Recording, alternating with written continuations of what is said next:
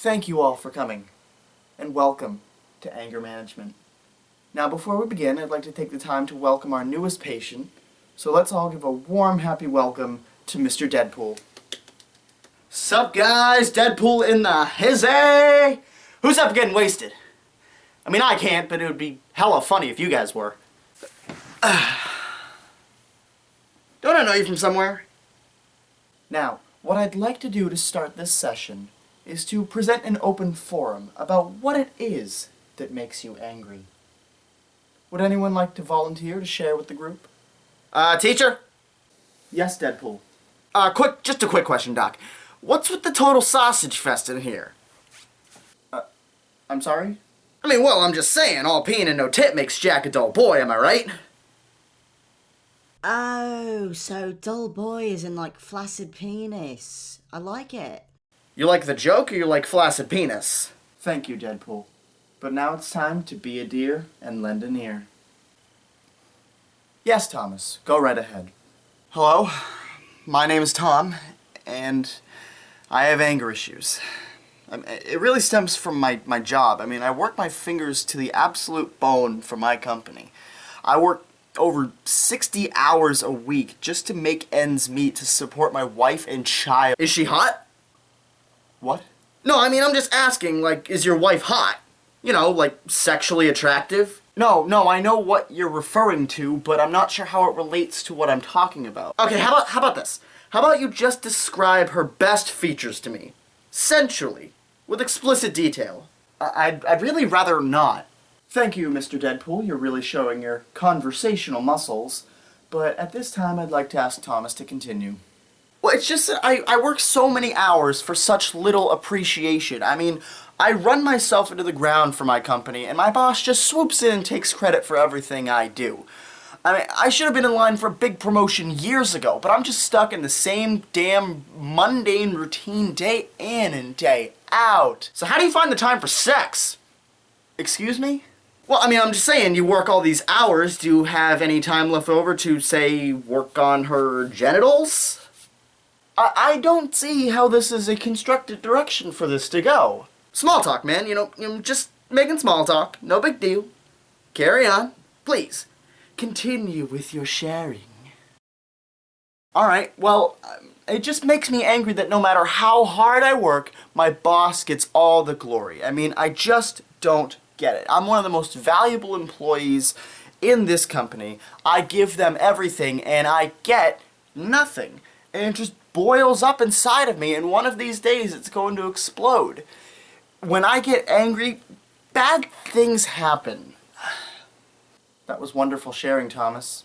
Thank you for that. Does anyone else have any thoughts on Thomas's sharing? So, anyone else catch Hell in a Cell last week? Boy, that Bray Wyatt is muy loco, am I right?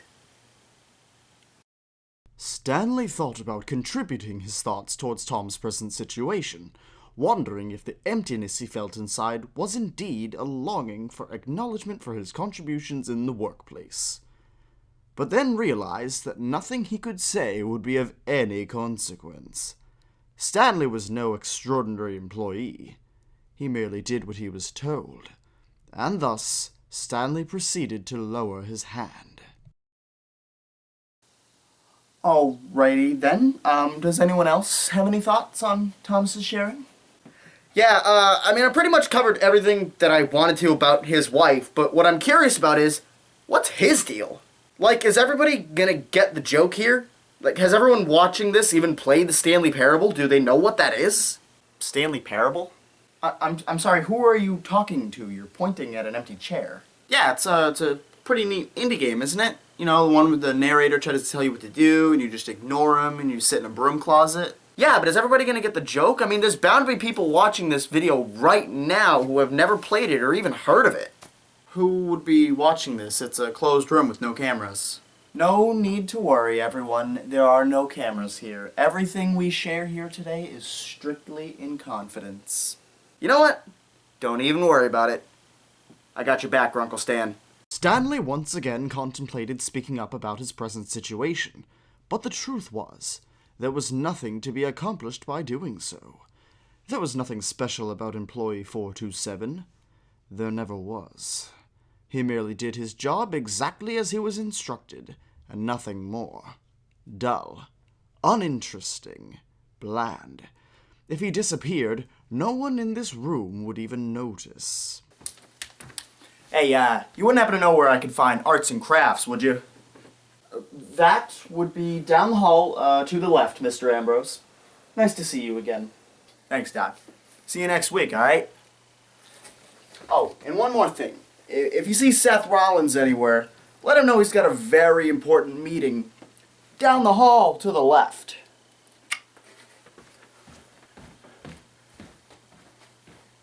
On that note, would anyone else like to volunteer to share their feelings?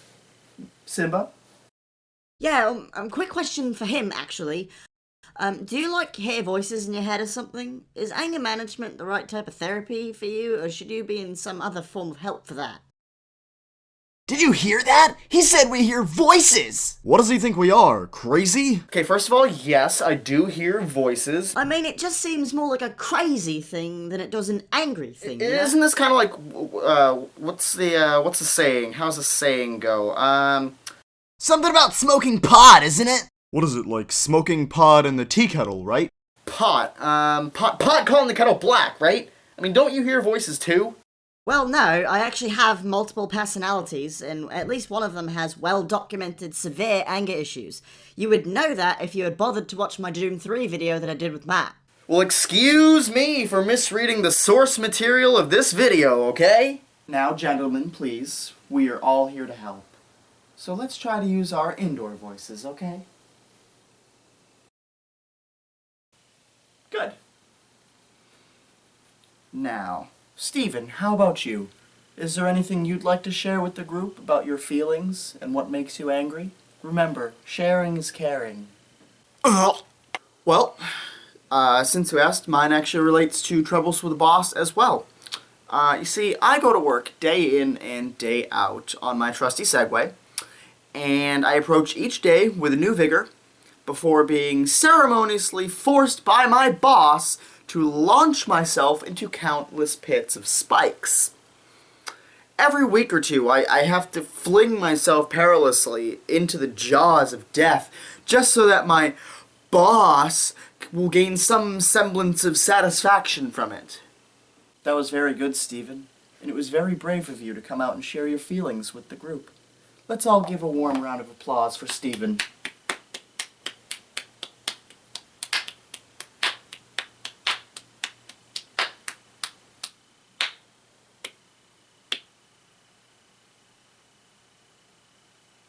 Now then. Once again, Stanley felt something inside of him, compelling him to speak up about the tragedies of being held down by the man, but found himself unable to speak.